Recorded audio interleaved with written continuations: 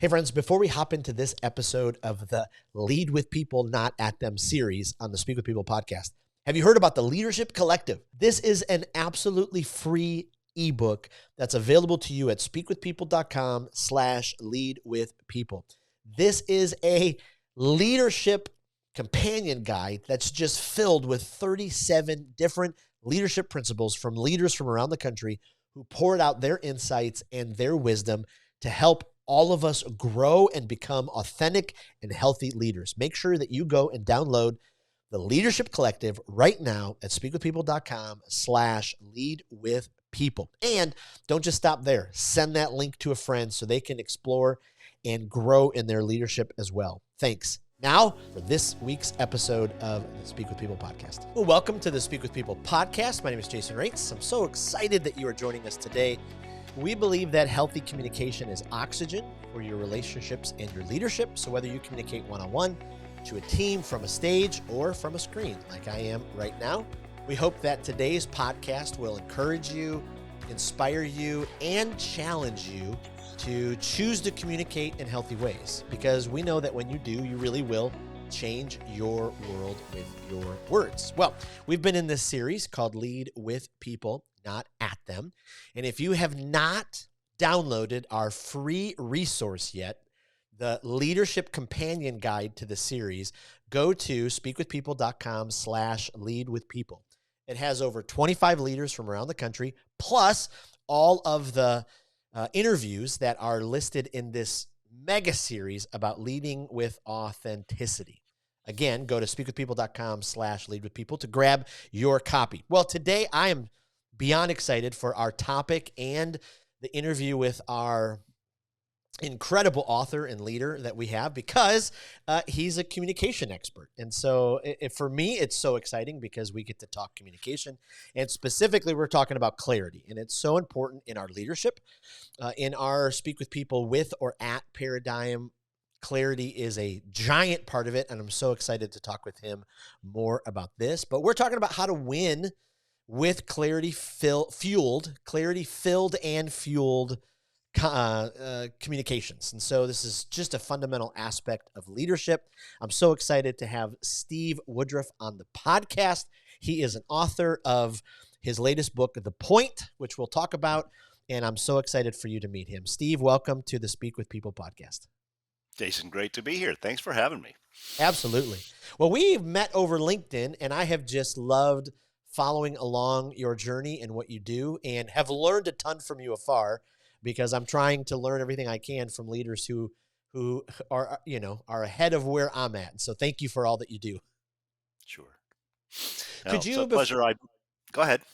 well, sorry, speaking of communication, I just jumped right in there. Sometimes you got to get to the point, which is what the book talks about. So, Absolutely. Well, before we hop into the interview, could you give us a little bit who you are, what you do, all that kind of stuff? sure. So, I have been involved in sales and marketing and consulting, business development for almost 40 years. And early on, I developed a kind of a fascination with how the human brain works and how words work and how ideas get shaped into words. And when you're in college, that can be a theoretical interest. But once you're in the business world, that's not theory anymore. You've got Right. to survive. You got to sell. You got to market. You got to get attention.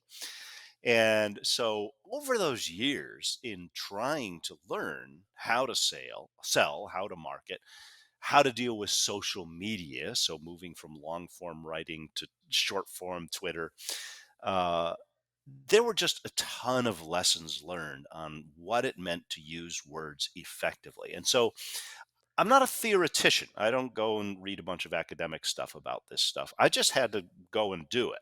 Yep. And over that time, over those decades, I began to understand that there's an awful lot of confusion around, and there's Mm, an awful lot of bad malpractice of communication. And a lot of it is too much information, dumping unstructured information on people. That's a huge, huge part of it. yep. And the opposite of that is clarity, is being Mm, able to be succinct, brief, know exactly what you're saying and say it. So I've been on this quest to understand clarity, to teach others how to communicate clearly. It's been the subject of two books, one in 2018 called Clarity Wins, and then this book, The Point, which is the culmination of all that I've learned. It's a one single formula for Mm, human communication that anyone in leadership, sales, marketing, teaching, preaching, anything, it's the same core set of principles to be an effective communicator.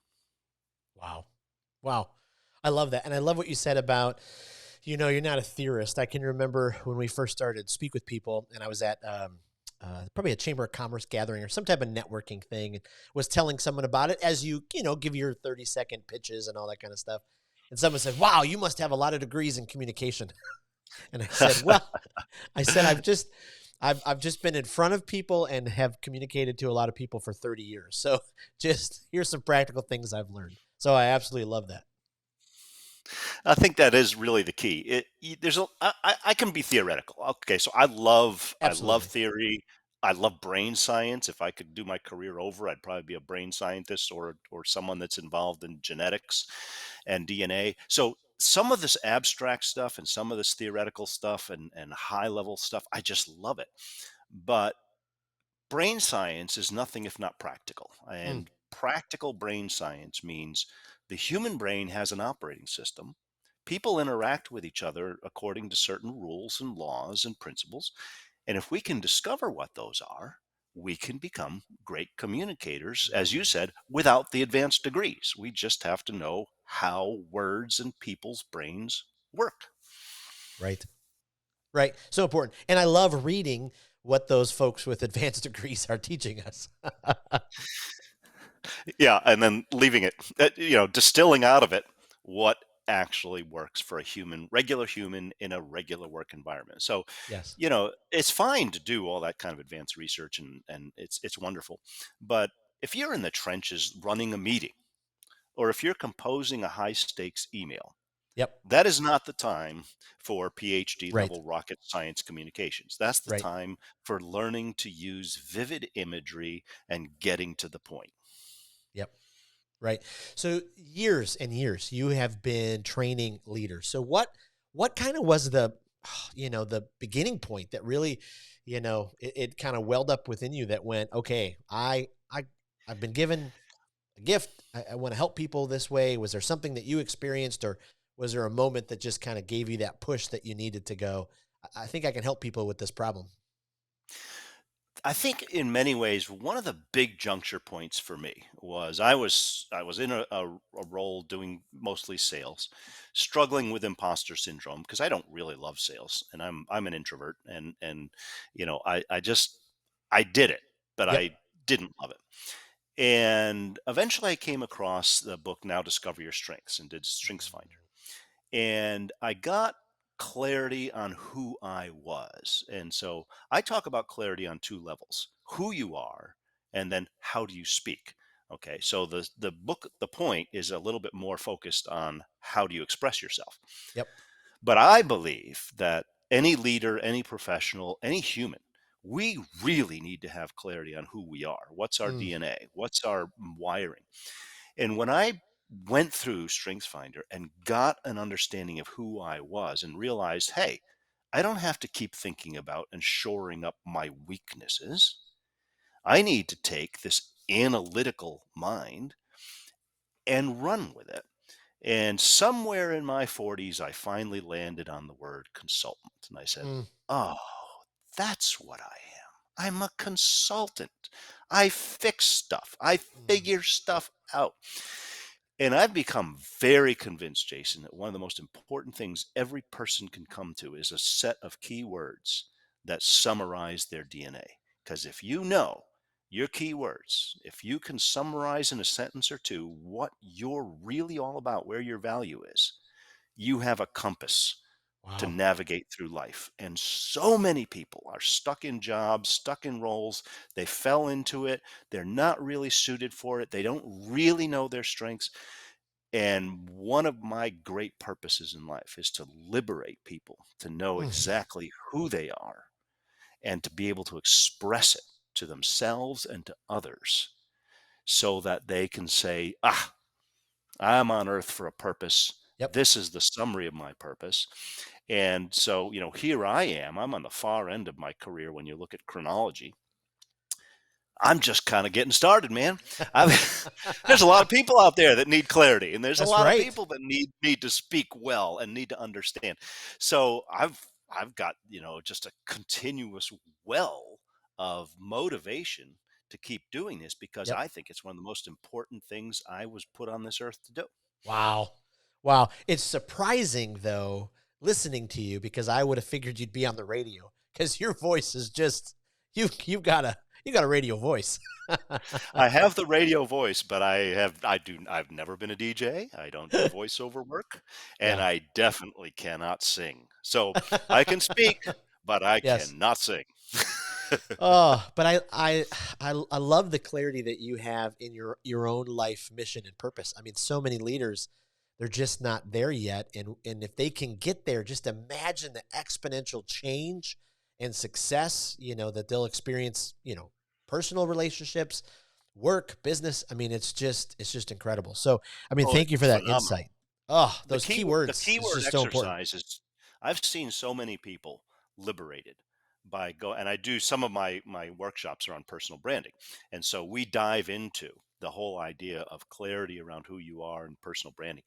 And I think I get the biggest kick out of that workshop. I mean, I do all Mm. kinds of other workshops about different aspects of communication, but when you start dealing with people's souls and their professional direction and their sense of who they are and what they can do, and they start to get the light bulb starts to come on and they feel Yep. affirmed in something maybe they've kind of thought they were, and now they're being told, yeah, you are that. Oh my goodness, it's Oh, absolutely wonderful. wow. Wow. Just ignites people who maybe have spent 10, 20, 30 years just, telling themselves, I mean, this negative self talk. Well, you can never do that. You can never, even though they have those passions. I love that word liberate because, Hmm. imagine being able to be in that spot. When, but when it comes to clarity, I talk with leaders every week who are at all different, spots on the org chart. And when clarity comes up, a lot of times it's as a frustration because they're like, I don't know anything that's ever going on with my company. They don't tell us anything. I don't even know what they want me to do. Why do you think sometimes there is this like clarity barrier in organizations, and maybe they don't even know it, but maybe they do and they just kind of keep marching forward? Yeah, it's a plague. I mean, it really is. It's terrible. Part of it is fueled by jargon. So I am not a fan of jargon. And you can say, well, what we are doing here in this department is we have results oriented, collaborative, blah, blah, with all the stakeholders to bring about, and it's like, what are you talking about? This is nonsense. And we become used to throwing around this verbal fog Mm, that really does not give anybody a picture of what they're supposed to be doing. And you find this on job descriptions. Job descriptions are incredibly vague and just full of generalities. And then, yep. and I see this as a big problem with leadership.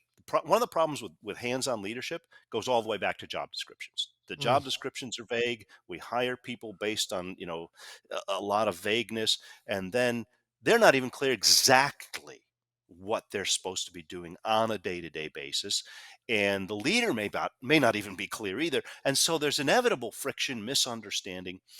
And if it was written down in tangible, specific terms, we would save everybody a ton of grief. right. But it's all generalities, and generalities kill. They are the opposite of clarity. Absolutely. So going back to self awareness for a minute, because I love what you were talking about with, helping kind of people find some of those, key areas. What do you think are some of the best ways for leaders to be able to, figure out if just how they're able to how they're wired, to be able to find some of that stuff, and then what communication style fits into it, because for Mm. an extrovert, there might be a different communication style. So I don't know how those kind of line up sometimes. One of the most important things I think is to do assessments. So things like StrengthsFinder and Yep. DISC and others, they can provide a certain level of insight. Yeah. a certain level of understanding of wiring or tendencies or that kind of. And I think that's great. I like those assessments. What they don't often translate into is the specifics of my ideal role as a Uh, human being in this world of business. yeah. Okay. You really actually need a coach or someone else objective because we do not have the best understanding of what we're good at. You can't read the label of the jar you're in. So we tend to have a very vague and foggy and scattered view of what our strengths are. And what I have found the best way to help people get clear on their direction and their style is in small groups Mm. to wrestle with the keywords, the stories, the ideas, the desires. Other people actually have a way better grasp of who we are. And they typically can tell us, yeah, you're great at this. Yeah, you're not so great at that.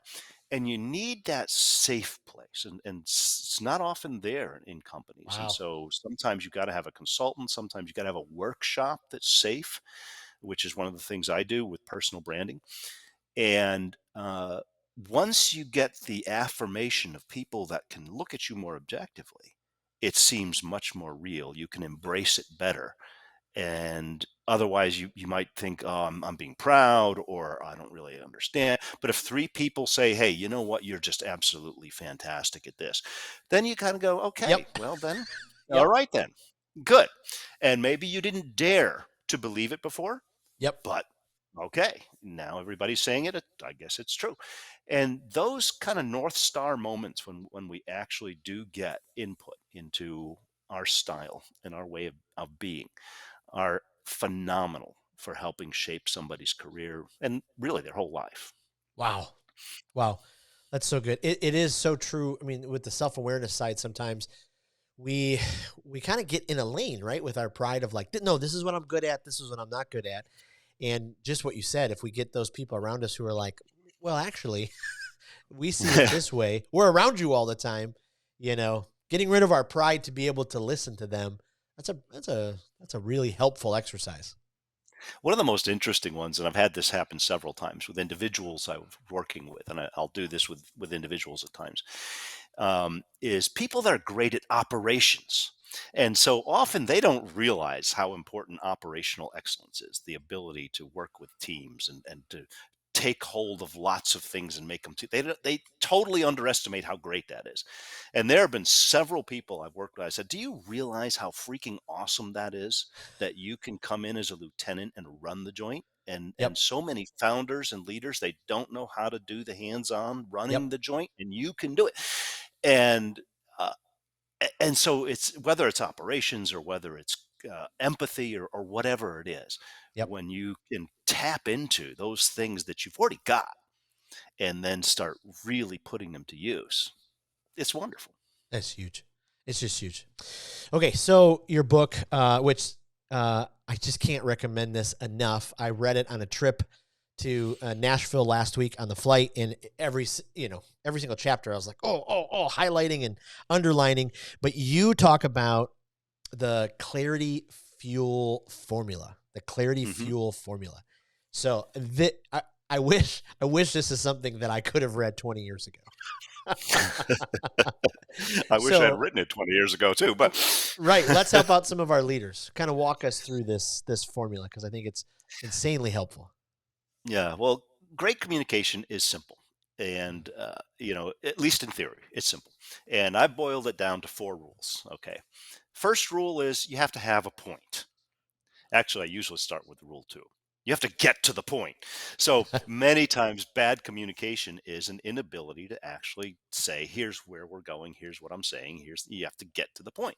And there's Yes. brain science behind that. The human brain is inundated with input. And if we don't get to the point quickly, we just become background noise. So a lot of the emphasis in my prior book and in this book is you don't have 25 minutes to earn Mm. attention. You have seconds. Right. So you need to bring forward whatever is important for that person in your audience first in order to engage them. So that's rule two. Get to the point. But rule one is you have to have a point. And many times people don't even know what their point is. They're just talking about Yep. stuff. And so I have a very simple exercise in the book about, well, what is your point? If you're going to communicate in a meeting or a presentation or a podcast or a one on one coaching session or anything, you have to think of your audience in three dimensions. Right now, they are thinking a certain way, they're feeling a certain way, and they're acting a certain way. Mm. I want to change that with this communication. What's the shift? What do I want them to now be thinking and feeling and acting as a result of this communication? If you can articulate that shift, that's the point. Mm.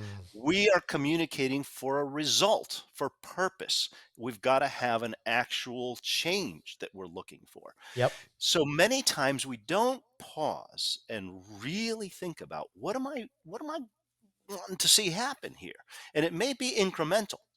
You don't want to be a pie in the sky as a leader. You often have to go for incremental. And so you don't leave people with generalities. You leave with very specific change that you're looking for. Mm.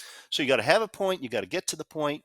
The third rule is we have to get the point across, Mm. which means that we have to get to shared understanding, not just shared words. We can both be speaking English and have completely different Yeah. definitions, meanings, thoughts, ideas. So we cannot assume that communication has happened just by throwing words out. We've got to illustrate, simplify, define, make sure that we arrive at shared understanding. Mm. And so that's getting the point across. And then the fourth rule, particularly in business, we're trying to get on the same page. We Mm. want to reach alignment. We want to reach agreement. We want to have a plan of action. And what is usually the problem here, everybody knows we want to get on the same page. Nobody makes the page.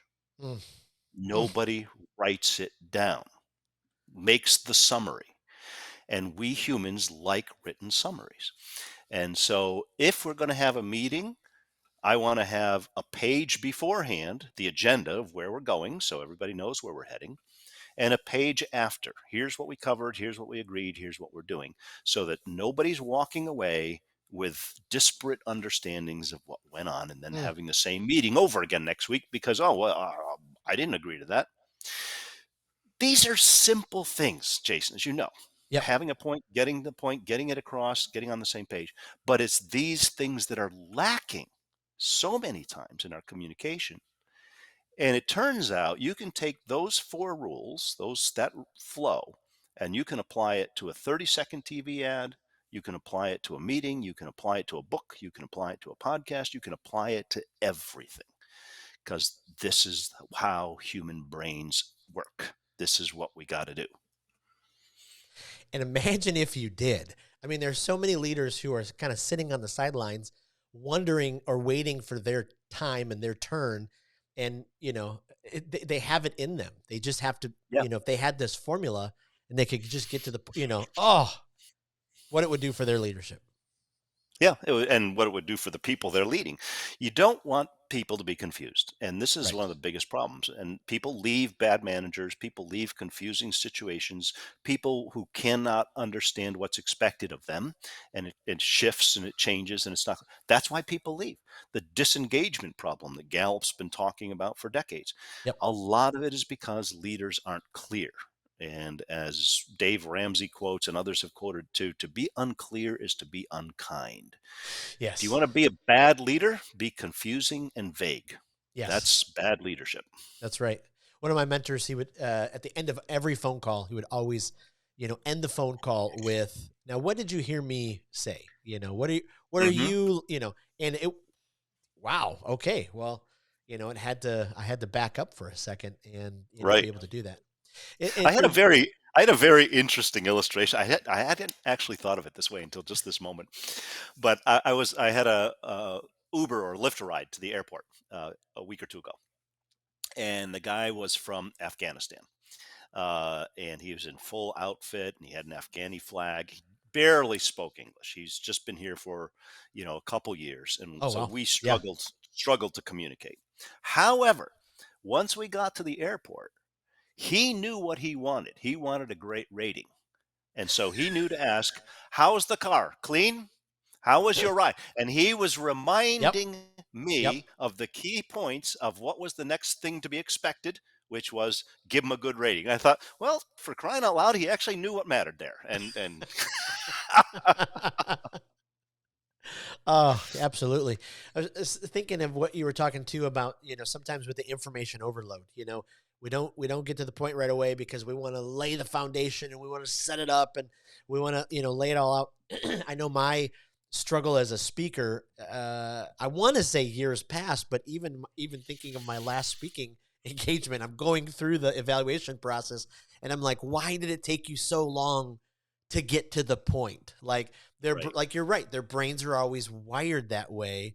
Why do you think it is leaders or speakers like we feel that tendency to want to dump all the information that we possibly can? Does it make us feel, smarter? Do we think it's getting, more across? I mean, what do you think about that? It's a very interesting compulsion, and it seems to be universal. I mean, it just seems like we all have this sense that there is so much that we have to say, and we simply don't want to leave anything out. Mm, And it's not the issue isn't whether or not there is a bunch of important thing to say. The issue is what's the most important thing to say first. That's right. really the key. So we have to distill that information into a much sharper point to start with in order to get engagement. So when we're speaking, when we're presenting, everybody in that audience is thinking, why am I here? What are you going to do for me? What's in it for me? The human brain is always Yep. asking what's in it for me. In fact, that's the key to getting to the point is you have to address the what's in it for me. So So I true. may have five things to say, but I'm going to start very quickly with a what's in it for me so that they go, oh, I know I'm here. He knows why I'm here. And he's got something to say. Now, there may be 25 things that are really important. I know as a speaker, you're going to walk away with one or two. Mm, Those are the ones I'm going to bring forward. Those are the ones I'm going to emphasize. Those are the ones I'm going to make sure we're absolutely clear on. And then if we get into more details later, fine. So there's something in us that doesn't want to prioritize the information. But that's exactly what our audience wants. They yep. want the needle, not the haystack. Give me the needle. I'll look at the haystack later. I love that. And you talk about that later in the book when you talk about unstructured information is like we're giving our listeners like looking for that needle in the haystack. And that's if we just take a little bit of time and just structure what we want to say. Oh, it's so important. Well, we're making people work, and we don't want more work. If I give you unstructured information, I'm forcing you to do my work. Right. My job is to do the work, Yeah. not to force more work on you. So, one of the ways I underscore that with people in my workshops, I say, every one of you has a title on your business card written in invisible ink. You don't Mm. even know it's there. And so everybody's going, "Oh, what's my title?" And say your title is communication designer. Oh. Whenever you do an email, run a meeting, do a presentation, you are designing your communication. Now you're either going to be good at it or you're not going to be good at it. Right. But the principles in the book, in the point, are to help anybody become a great communication designer. The shortcuts, the principles, the brain friendly tactics, so that you can take whatever this haystack of information is and say, here's how to make this palatable. If you walk into a great Michelin five-star restaurant, they don't just dump all the ingredients on the table. Right. They have a specific order and they create a meal in a very palatable way. And so if we're just dumping ingredients, we're not really helping anybody. Right. Right. And I love how you give a you in the book you give some very practical examples. Even, I mean, how many leaders and I've been there, we don't even think through our emails. Like, okay, these are so important because people are getting so many. Put some thought and structure into it. Yeah, and keep them simple. So one of the biggest changes I've made in recent years is to get away from multi-themed emails. I Mm, would tend with an email to say, okay, number one, number two, number three. Well, all I'm doing is inviting people to delay. because it's too hard. Wow. It Yes. I'm asking them to respond to 4 things. So most of my emails now are really short, one theme. That's it. And often I'll even put something in the subject line, like 30 seconds of your time. Please let me know this, Yep. so that they know, very specific, tangible, small, I can do this. That's so good. I again, another principle I wish I learned years ago because I used to just fill my emails with, I just want to give them We've everything. all we've all done it. Yep. And in a regulated industry, and a lot of my work is in biopharma, it's highly regulated. Sometimes you actually have to have a bunch of Sure. stuff in there because Sure. of lawyers. Yeah. But you've got to bring forward what's important first, and then, let all the Yeah. lawyers speak, be underneath it all. Yeah. Curious from your expertise and knowledge and experience in the area, do you think how addicted we've become to these devices and the onslaught of information, has it helped clarity in our communication, or is it turning the dial the other way? No, it's not helped at all. We have more noise every day. So Yep. we have more stimulation, more input, more channels, more stuff that we have to sort through. So our brains have a lot of work to do. We're processing 11 million bits of information per second from all 5 senses, and we're looking at screens anywhere from 7 to 9 hours a day. We're getting thousands of ad impressions every day. We're getting hundreds of emails. We're getting dings and calendar reminders and all kinds of stuff from our phones. So the distraction level is enormous and continues to grow, which means it's even more important for a great communicator to secure attention and get to the point, because we got a lot of competition out there. The Right. competition's the noise. Right. Right. I almost feel so overwhelmed sometimes when I open up LinkedIn because I'm like, all every leader, is just new post, this video, this, everyone's trying to get just a little bit. And I wonder at one point, oh, I just remember when we didn't have any of that. And it was Yeah. just, Yep. and I love it. I love it all. Like we live in a great day and age and all that. But I am curious for my two youngest are 15 and 9. They won't know a world where they're not on this all the time, doing a million things at once, Right. and all of that. It's just fascinating to see how that's helping or hurting our communication in the future. Yeah. Well, it's a tool. It's a great tool. Very interesting tool. But by and large, it's just one more thing we got to fight in order Absolutely. to really connect with people. Yeah.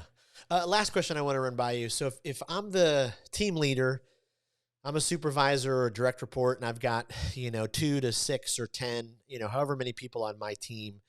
What do you think are some practical ways, some steps that I can promote, a culture of clarity? How can I like lead in a way, and then what are some principles that I can make sure are in place so there's clarity in communication amongst the team members? A lot of that comes down to summarizing expectations in Mm, writing. yes. So I was with a team recently. We were doing a personal branding exercise with a training team. There were about 6 of them. And as we were going through the different roles and responsibilities, it became clear that one of the people on that team, newest member, people had different perceptions of what her job was. Mm, Now, she had a title, right. but they didn't Right. understand exactly. So there was some frustration going on because actually nobody really knew what she was supposed to be doing. And, Yeah. no- and it's not like there was anybody really at fault. It's not like, Yep. okay, these people are evil. It's Yep. just that stuff was left floating. Yep. So one of the best things a leader can do is to say, okay, here are, of all the things in your job, here are the top 3 priorities that I want you to focus on. That's huge. Mm, And here are the tangible things I want to see happen this week, this month, this year. Tangible. yep. You got to bring it right down to specifics. People can align to and successfully execute on specifics. Mm, But if you leave it vague, you're just asking to frustrate that person, Yep. because they don't know. And their job description may have 10 things. You go all the way back to what I talked about, the generality of job descriptions that are Yep. so vague. Well, a leader's got to come in and say, actually, this is what your day-to-day work is going to look like. Yep. And that's very helpful. Now we know, and it may be that this person actually should never have been hired for that role because they Right. nobody was specific. Well, Right. now we're specific. Now we know you either need to be redeployed or this is what we're actually looking for. Great. Ah. So once again, it comes down to getting on the same page with people. You got to make the page. Yep. The page is, what am I looking for with you? Wow. Wow. Wow. Absolutely. Absolutely. Steve, this was incredible. You've given us such, I mean, great wisdom, great insight, and really your book, I can't speak highly of it enough. Before I let you go, I want to do some rapid fire questions, let our audience kind of keep getting to know you. And so we talk about, speakers speaking a lot on here. Do you have a favorite speaker? I mean, someone that you could just listen to. I mean, every single time you're like, oh, I just love them. I get so much out of them. Wow, that's a good question. Um, the funny thing is, and you know this, when you're a speaker, you tend to be very critical. Right. Just as a yeah, anytime you're trained in something or you do something, you tend to be very critical. And so there's an awful lot of people I've heard that I just no. Um, I actually don't know if there is any particular one. Huh. You'd think I would have thought of this. Sure. I'll Sure. tell you what, though. I'll tell you who is real good, and he wrote the foreword for my book, Jay Baer. So Mm. Jay Baer is a great marketer, consultant, author, Hall of Fame speaker, Oh, wow. and the guy, not only is he a powerhouse when he writes, but he is a fantastic speaker. I mean, he MCs meetings. Uh, I think I'd go and listen to Jay any day, and because he's very, very practical as well Yeah. as lively. So, Yeah. I'll focus on Jay. Plus, he wrote I the love foreword it. for my book, so I've got to, give Hey, him some I love it. props. I love it. Absolutely. Is there a podcast or a YouTube channel that you love from a development end or a guilty pleasure end that just kind of fills you up? So I've never been a big podcast listener because I don't have a commute. I don't do a lot of audio. I've always done reading. Yes. Uh, I love doing podcasts. I love guesting on podcasts, and I love interviewing people. Actually, Yeah. um, but of all the interviewers, and I've had some real great ones. The one that's really great, I think, is the marketing book podcast. Douglas Burdett. Mm. So he goes real in depth with his authors, and he takes any modern sales marketing book and he does a thorough job dissecting it, interviewing it, has fun with it, makes Yeah. jokes and sound effects. And so Douglas and his guests are always fun to listen to. I love it. I love it. Okay. Last question. Is there a book that you think every leader should read? I mean, it's just like the standard leadership book. As a leader, boy, this has got to be on your shelf. Got to read it. The book Essentialism. And Mm. oh man alive, where is it? Because I'm just blanking on the on the author. That's terrible. Um, oh well. But I believe in core principles. I've Mm. always believed in boiling things down to core principles, the essentials. Yep. And I think it's a very important thing for a leader to constantly be focused on the essentials and constantly be looking at what's really important. It's so easy to just get caught up in nonsense and to let our people get caught up in nonsense. Yep. And so one of the principles of great leadership is being able to articulate exactly what matters and then Yep. stay with it, like a Stephen Jobs who had his problems as a leader, but he was focused on Yep. user experience. He was focused on innovation. He was focused on excellence. You never Yep. could mistake what he was expecting. Yeah. Absolutely. I love it. Well, goodness gracious. Thank you, Steve, for joining us. This has been just so insightful, so rich. Tell our listeners, where can we head online to find out, all things about you and your book and everything that you do? So my website, not surprisingly, is stevewoodruff.com.